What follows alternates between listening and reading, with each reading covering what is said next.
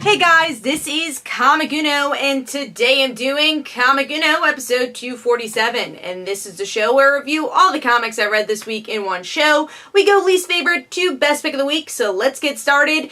This week I kind of had a heavier week still. Last week I had like 27, this week is 23, so a little less than last week, but still a little heavier for me. But let's get started. So number 23 for me was Avengers issue 3.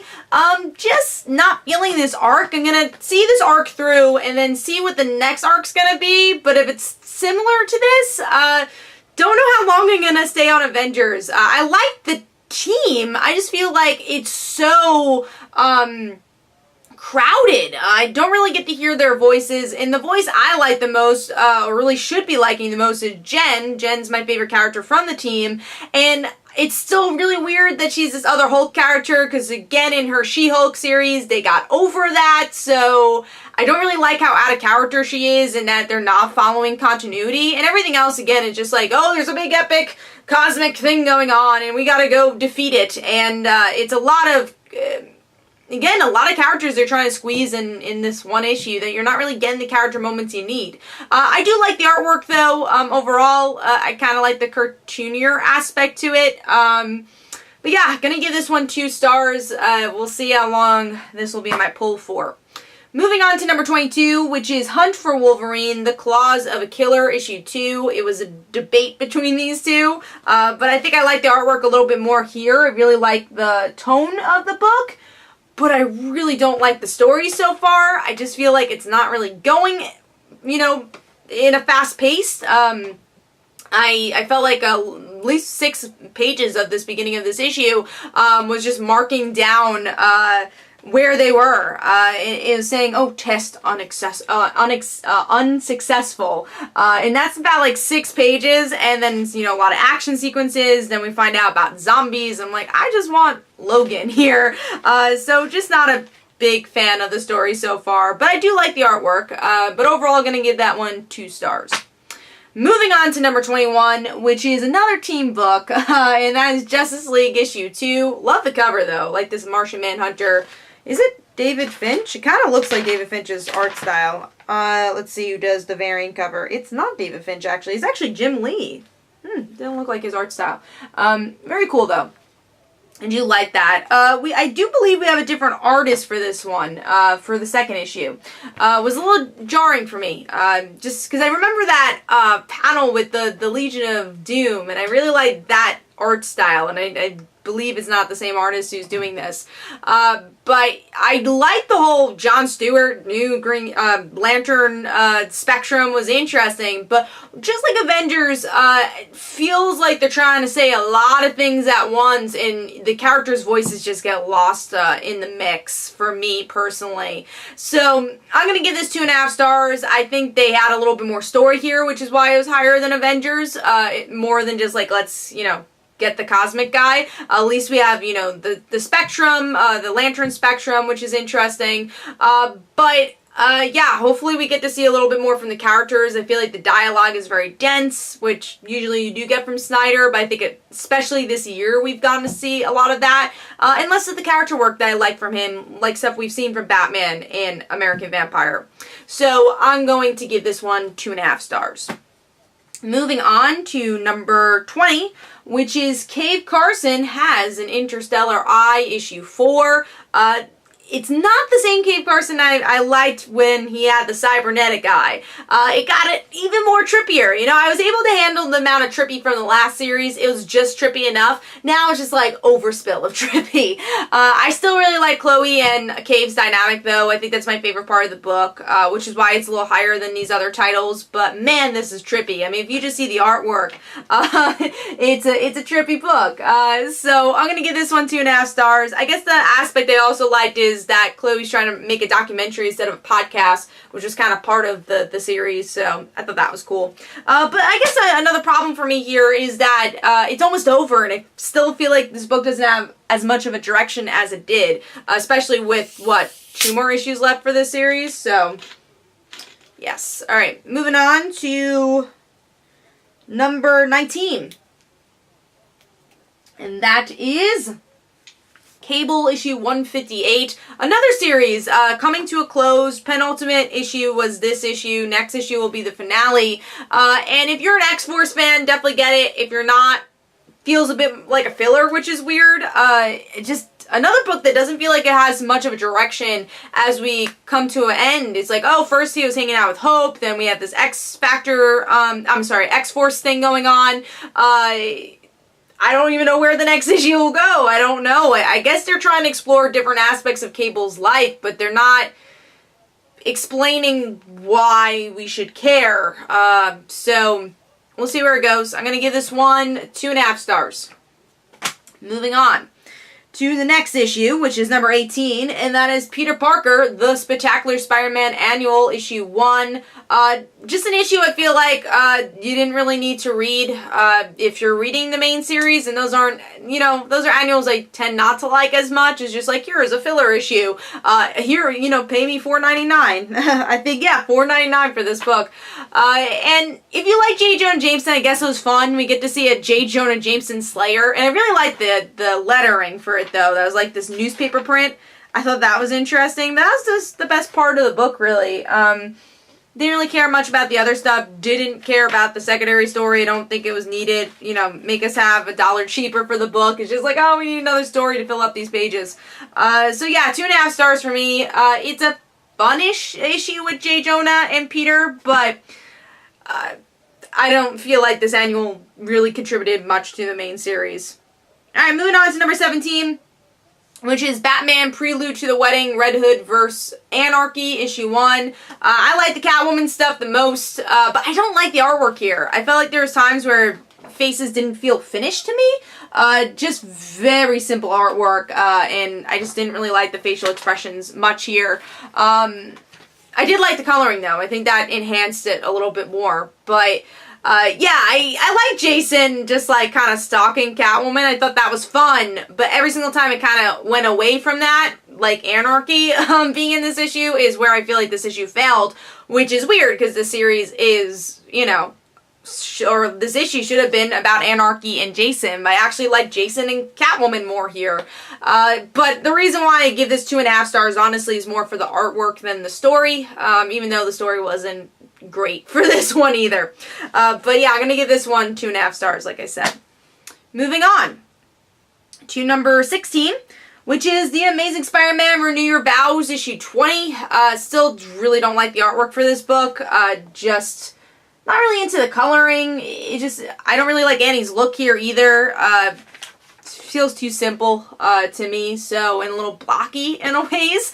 But yeah, the story is Annie has a clone. Why this is higher than the other books, though, I thought it was an interesting concept that she's like seeing what the clone's seeing. I thought that was cool.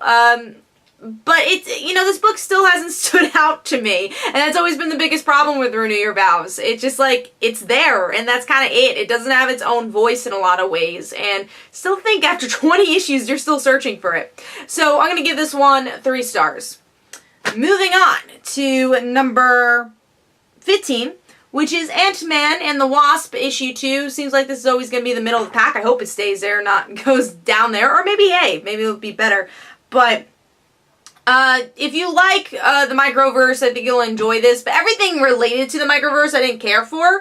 But surprisingly enough, I enjoyed the exposition about Nadia and Scott just retelling their stories. Like, yeah, I know who they are, but it worked for me because my big problem from last issues, I felt like they didn't really know each other, the chemistry felt weird, but here at least they get to know each other and why they should even be teaming up. So I thought that was actually an improvement here. Everything else around it, it's cool action, that's kind of it. Story's not too deep, but I am happy to see more from their relationship. So I'm going to give this one 3 stars, and beautiful artwork, especially for something that is a little bit more action-driven, and also visually driven with the Microverse and the interesting creative aspects and looks you can give that. Moving on to number 14, which is Man of Steel, issue 4. So this issue definitely decompresses a lot. We get to see Supergirl and definitely the best part, Supergirl and Superman dealing with their emotions of watching Kandor die, you know, they destroyed it. So I thought that was interesting. But the reason why this is lower for me, honestly, was the Mr. Oz slash Jor-El reveal. I was like, didn't we just get this story? This is the person who kidnapped Lois and John, or whatever he did to them, we don't know yet. And then John saying, oh, should I call you Grandpa? I'm like, we just did this story. You did call him Grandpa. It was months that we got this story. Why are we rehashing this? And I know that Brian Michael Bendis tends to have continuity issues in his writing, and I'm like, but it's only 4 issues in. How do you have continuity issues already? So I gave this one 3 stars. I like the artwork. I like the emotions here, but that one kind of bugged me. So we'll see where that ends up in the next issue. Alright, moving on to number 13, which is Infidel, issue 4. This is the penultimate issue of the series as well.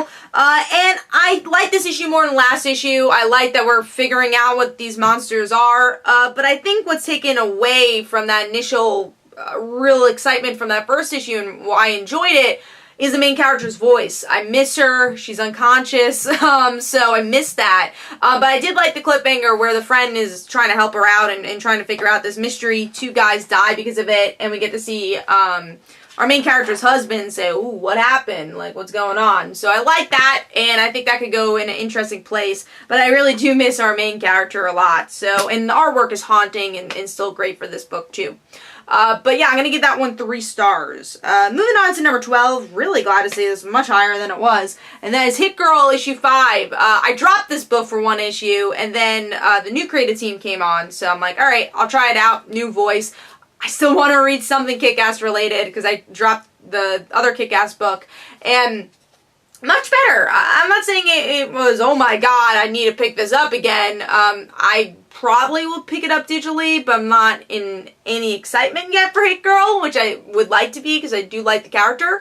But I enjoy this issue a bit more. I heard her voice a little bit more. I like the artwork. I like that it's kind of bright, but has that grittiness to it, because she's, you definitely see that she's a child, which I like, you know, cursing up a storm, killing people. And I like the cliffhanger, where we get to see her try to get her leg out of a bear trap and actually seize a bear. So some good action, and better than what we've been getting, and gave me hope for the next issue. Moving on to number 11, which is, I give that 3.5 stars. Number 11 is Tony Stark Iron Man issue 1. I thought it was a pretty good start for the book. I don't know how to feel that we didn't get to see, like, Mary Jane and, you know, all those other characters from Bendis' run, but I think this is a good start. I like this whole We Are Iron Man thing going on, and I like, you know, finding out more about Tony's past, and this guy who was, like, in a robotics competition with him is, like, working with him, and that was a really good point of view character as we get into this new chapter of Iron Man. Love the personality that Dan Slott has given Iron Man here. And the artwork was really well done. Bright and action-packed. It felt like a blockbuster in a lot of ways, which you want for an Iron Man book. So I'm going to give this one 3.5 stars. If you want more details with that, I did do an in-depth review for that one. Alright, moving on to number 10, which is The Lost City Explorers, issue 1, a new Aftershock book. Definitely gave me enough for next issue. Love the opener, where we get to meet Hel, who is our main character, who, she's trying to decide, do I want to go to college? What do I want to do there? I also like that they used the Bleachers song. I like that song. So I like when you actually can recognize the song in a comic, because sometimes it's hard, and they actually told you in the bottom what the song was, so I enjoyed that. But I like the character. I liked her voice, I liked her friends, and then we find how her dad dies, and, she doesn't take it well, and she finds out there's more to the story, and that her dad might still be alive. She trusts this woman really easily, which is why this issue didn't get as high as maybe it could have, because I do like the artwork, really like the designs for everybody, and just the style and the expressions, but yeah, that was a little bit too easy for me to get into this whole Atlantis story, but I like the characters, and I thought they were good, and like I said, gave me enough for our next issue. So I'm going to give that one 3.5 stars. Moving on to number 9, which is The Amazing Spider-Man, issue 801. Wanted this to be a little higher, but how do you beat issue 800? And that's why I'm saying, do we need this issue? It's very much this one-shot issue, Dan Slott saying goodbye to the character, but yeah, I don't know if I needed it. It was heartwarming, I guess. You know, I like that as this guy who ends up being an uncle and that Peter saved him like 20 years ago and it kind of forgives his past in a lot of ways. And I like that. I like it shows how Spider-Man is influential to people. And it's a good story. I like the artwork too. Feels like Silver Age, classic Spider-Man, which I really enjoyed, especially when he looked younger. I like that. But yeah, I'm going to give this one 3.5 stars. I liked issue 800 more. I think this would have been more effective, honestly, if it was a Flash Thompson issue or related to Flash Thompson in some way to make it more of an epilogue. But it's a cool issue. I don't know if this should have been his final issue, but still a solid one-shot. So going to give this one 3.5 stars. Moving on to number 8, which is Fence, issue 7. Always enjoy this book, always a solid read, and I enjoyed this issue as well. We get to see our main character defeat his opponent, who was the winner of Sejei's fight. So now we get Nicholas is like, yeah, I defeat Senjay by defeating this guy, and he's being, you know, a little annoying to Senjay because of it. It's just fun. I like these characters. I like that it's a really good sports narrative. It follows all the themes you want to follow. Really great anime style artwork, expressive, and I like it. So I'm going to give this one 4 stars. Just continues to be a really solid book for me. Moving on to number 7, which is the Mighty Morphin Power Rangers, issue 28. This was a solid issue as well, but I will say I love the concept, obviously, of all these Power Rangers coming together, but now it's like, wow, you know, there's so many Power Rangers going up against Draken. It's like, he feels more of like this character in the shadows. You know, I haven't seen him really prove that he is this person who could defeat all these Power Rangers, besides the Tommy thing, which was more of a sneak attack anyways. It wasn't like they were fighting 2 Tommies versus Tommies. So I want a moment where it proves that he is this powerful to defeat all these Power Rangers, because it seems now as the issues are going on, I'm like, really? There's like 25 Power Rangers you're going up against. They really can't defeat you. But I love the Kimberly and Jen stuff. I like the small moments that are scattered here. I love their discussion. Obviously, the other Zach dying was a really good moment. But everything else in between, it gets a little, like I said, a little crowded because how many Power Rangers are around. But it's still fun and epic, and it's crazy that you can have all these Power Rangers in one scene, which is still mind-blowing. And the artwork is so good. I love the art. I love the way they morph. It's the same, you know, compliments I've given from Power Rangers Pink. I like that you actually see their eyes in the helmet. It gives more personality, more emotions during these Power Ranger fights that obviously could not be shown on the TV show, especially because this is very action-packed, some really great action, Power Ranger action in general. So I'm going to give this one a solid 4 stars. Alright, moving on to number 6, which is Archies, Superteens versus Crusaders issue 1. Which is just so much fun. I just really enjoyed it. And Jay is the one who mentioned in our group me chat, is like, Kat, this is going to be your panel of the week, right? It's Abbey Road. And it's like, this feels nostalgic. And sadly, it didn't make my top picks because there's, you know, the books I am going to talk about had some really good stuff. But I do love that scene as a huge Beatles fan. And those are the things that I loved about this book, like these small references. You got the Abbey Road reference, you got like the Power Ranger thing going on, and it's obviously that Jughead like ate a bad hamburger or something, and that's why he's seeing all this, but their teacher becomes a villain, and it's just classic superhero stuff, and you're just having so much fun because it's these familiar voices of Veronica, Betty, but in this modern setting, so I like it, and the artwork is so good and bright and exactly what you want from this book. So if you want to just have some superhero fun, something light to read this book. I totally recommend it. 4 stars for me, and that is number 6. Moving on to number 5, which is, this would have been higher if it wasn't for the art change, but Spider-Gwen issue 33. It does change artists, I would say 1/4 of the issue is a different artist, and I did not like the style as much as, obviously, Robbie Rodriguez, who's, you know, perfected his style with this book and has created the look for this series, especially for the penultimate issue. I wanted him for the full issue, but The stuff we did get to see from him, so good. And I kind of like the small touches of, like, you know, Gwen has her punk rock hairstyle. And then when she's going into court, she slicks it back. You know, she's like, I'm going to present myself in court. And then, you know, these emotions. You know, I love how emo this book can be. I guess that's the best way to put it. Just like how raw and anxious this book could be, and that's something I really love. And you get to see that when Gwen's sitting in jail and she feels like she deserves it, and I really like that, you know. She says, I have these powers, and, you know, I've only gotten 1 or 2 years, and it's just because, like, I wasn't the person they expected under that mask. And I like that, you know. She's feeling this guilt, and obviously that's a big part of a Spider character, is to feel guilt, and she feels like she deserves to be here. And then she has a moment with Captain America where she's like, hey, you know, we could get you out of here tomorrow, you just gotta be part of this team, you know, this kind of like Suicide Squad team. And she says no. And then we get to see the ending with, I don't know if it was a parallel of both, you know, her father and her sitting in a bed, not doing well, or is it that, you know, is it going to be that George is going to die? Who knows? Is Gwen going to regret that? She had an opportunity to get out of jail and see her father. Is her father going to die in that last issue? I'm very curious about that. But yeah, I love Gwen's voice. I love Jason Latour's narrative, and I really enjoyed her, you know, her time in jail. I thought it was a really interesting way she tackles it, especially because she's allowed to use her powers. And she just kind of is beaten up on. She just, like, doesn't care at this point. I think her emotions in her emotional journey has just been one of the best aspects of Gwenum and this series. So, Spider-Gwen issue 33, 4 stars for me. Would have been a little higher if it wasn't for the art change. But I really did like the story, and I think it was a very good penultimate issue leading into our finale.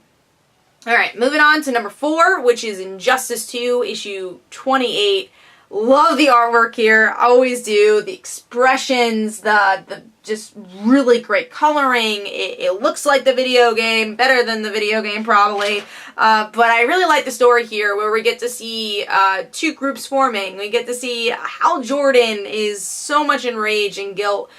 First of all, he's seeing Guy Gardner, which I love. And I love the jokiness of that. You need this lightness as Hal becomes a Red Lantern, and why is he angry? He says it because of himself. I thought that was such a Hal Jordan thing to say. And then on the flip side, we get to see Superboy and Cass want to recreate the Titans and you know, expressing, hey, everyone's gone. This is the time to do it. And I love Cass and Connor, so love seeing them again. I don't get to express that enough because we haven't seen them together in the longest time. But one of my favorite DC couples is Cassie and Superboy, so love seeing them together and having that moment, which felt nostalgic to me because we haven't had that moment in a while. And then even seeing Ma Kent talking to Superboy, there's just a lot of great character moments in here if you're either a Green Lantern fan or a Teen Titans fan.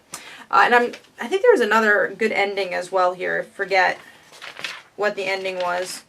Oh, it was Starro becoming a Red Lantern. That was fun. Because they're putting more of a Red Lantern group together. But yeah, 4.5 stars for me. Love what Tom Taylor's been doing with that book.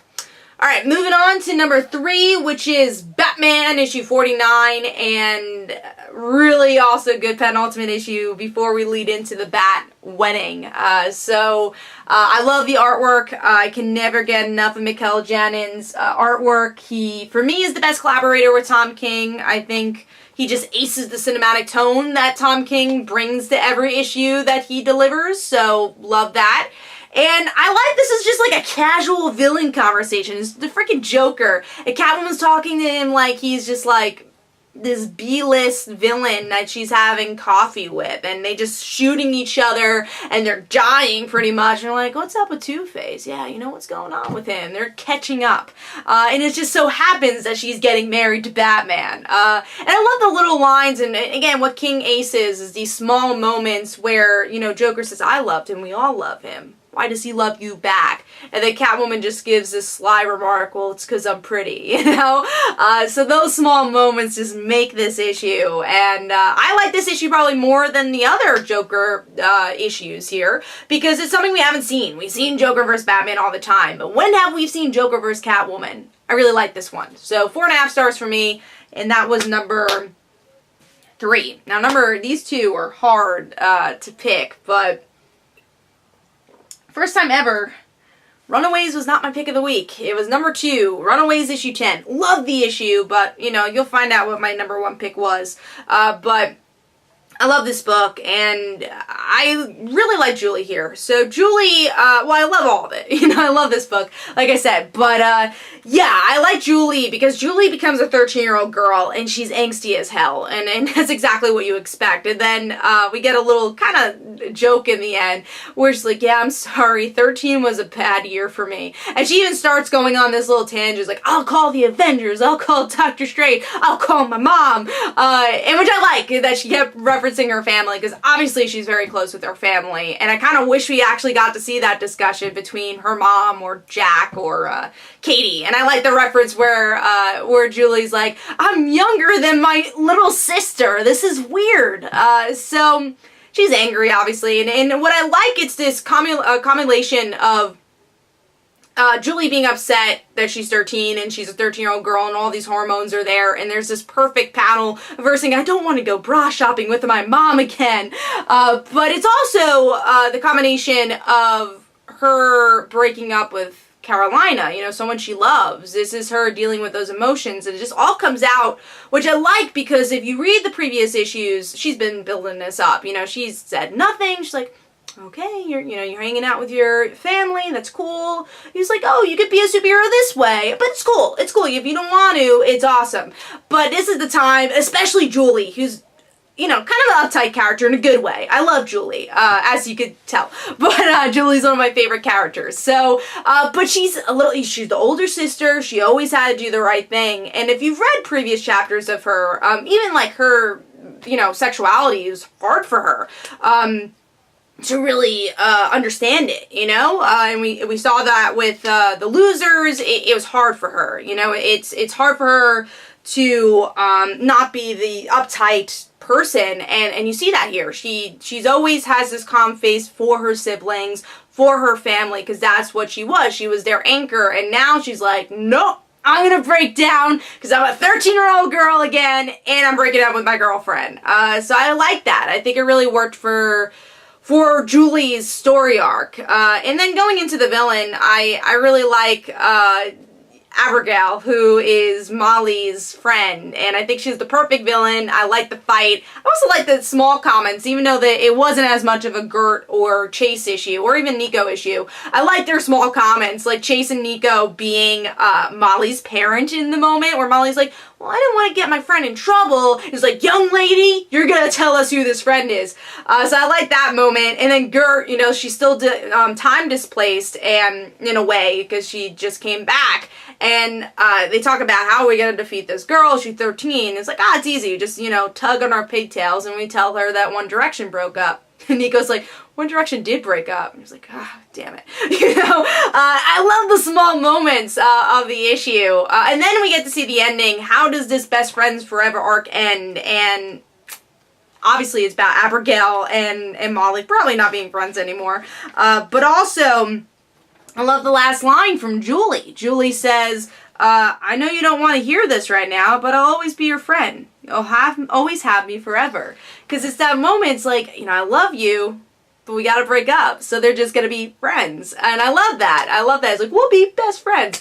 We'll see how that works out. But I'm really interested to see where Carolina's arc's gonna go. Is she gonna kind of go in a downward spiral because of this? We'll have to see. And also, as always, Inka aces the artwork for this book. I mean, just the facial expressions, the small jokes. It's just, Rainbow and Chris are just like the best creative team together. I love their voices together, and I think it just totally works. So anyways, my gushing over Runaways is over. So Runaways issue 10, I gave this 4.5 stars. Love this book, and if you're not reading it, read Runaways. It is probably one of the best books on Stan, so go read it. Moving on to my number 1 book, which I won't go too much into detail because I did end up review on it, but that is X-Men Gold issue 30. I know some people are going to disagree with this because I know people are upset, and I understand why they're upset, but for me, as a Kitty fan, all this made a lot of sense to me. First of all, Kitty Kitty building up to this she didn't seem firm on it. I feel like she just wanted to get married for the sake of being married, and maybe the sake of feeling normal in a way. You know, she's a mutant. She's been obviously in the X-Men. She was the youngest X-Men. I think she just wanted something to kind of hold on to. So she just wants to get married to people. First of all, it's Peter Quill first. It was like, oh, you know, that didn't work out, but I really want to get married. Let it be Colossus. And then you have this really good moment between Illyana and Kitty, and I watched Mike Spider-Slayer's review, and something I thought about as well is that, does Illyana have feelings for Kitty? Possibly. I think definitely you can read it two different ways there, and we'll see what, you know, where Marvel ends up taking that. But it's like, I like what Mike also said in his review, and I agree. It feels like Illyana is holding something back. She wants to say something, but she doesn't know how to say it. So she just says, hey, you know, Kitty, I just don't think this is right. And I understand her point of view, too. It's just like, hey, you're kind of rushing into this, and you're stuck on a bullet. He was dead. Things have changed. If this was going to work out, it would have worked out a long time ago. And I really like that moment. And Kitty knows that by the end. She kind of darts her eyes to the side. And let me say, Dave Marquez's artwork is drop dead gorgeous for this book. The emotions that we get to see here, it's just so good, and I couldn't ask for another artist to do this. You know, everyone looked gorgeous in their formal attire, and it just was so good, and especially for a book that was so emotional. I mean, you see a page like that. I love that she phased through, and that's how it happened. But anyways, yeah, I think in the end, and this might be me just, it might not be true, but from the way I analyze it, someone who's been a Kitty fan all her life and has read pretty much every Kitty Pryde book, you know, there's always been this undertone of her being bisexual, and there's other books that have tackled it, which is X-Men the End, when she was president, they kind of make a reference to it. That other book where she's like in college was Out of Continuity, I forget what it was called, starts with an M. We've seen it before, and Chris Claremont has confirmed it on many occasions, so it'd be interesting if that's something they tackle, and that's why she couldn't completely do it. You know, she couldn't completely do the wedding because it's something that she's never fully admitted to herself, and I think that's a really interesting parallel with her own story, with her identity, that she's never been able to fully, hone her identity. We've seen it with her code names, with her costume, so it'll be interesting if they do go that route. I don't know if they will, but I could definitely see some signs if they do go there. I think it's there in the story if they wanted to do it, especially with Illyana, so I think that'll be interesting. We'll see what they end up doing with X-Men Gold, but I liked it, and going back to, I know why people are upset is because of, they wanted Kitty and Colossus to get married. See, I would be upset, and this would not be my top, number one pick. If someone didn't get married, I'd be like, I'd feel cheated. I wanted an X person to get married. So I like that it was Rogue and Gambit, because we had that miniseries that was building up to it, so I was good with this, because as a Kitty fan, I kind of saw it coming. I was like, I don't know how this marriage is gonna work, and I kept saying that. It's just like, there's something there that feels like she's rushing just to get married, and I'm glad they went this route. I know people are upset because, like, how does Colossus feel? But these things happen, you know, relationships are messy, and I think Kitty has a right to feel that way with, you know, if she does get married and felt this way, they would get a divorce, you know? I think it's better to do it now before they end up getting married, so I really like this issue a lot. As you can see, I could analyze it all day. I'm a huge Kitty fan. I think they did right for her character, and I like the ending. I like those Rogue and Gambit who end up getting married. I thought the artwork was drop dead gorgeous, and it was, great. And for me, it's a 5-star book. Again, don't know if everyone will agree with it, but I had a lot of enjoyment from this one. I liked the drama, and I really liked it all. So that was my pick of the week. Hopefully you guys enjoyed. This is Comic No. Don't forget to follow me on Twitter. Don't forget to like my Facebook page. Also, description below. Check out my links for my comic book, like Father Like Daughter. And I will see you guys later.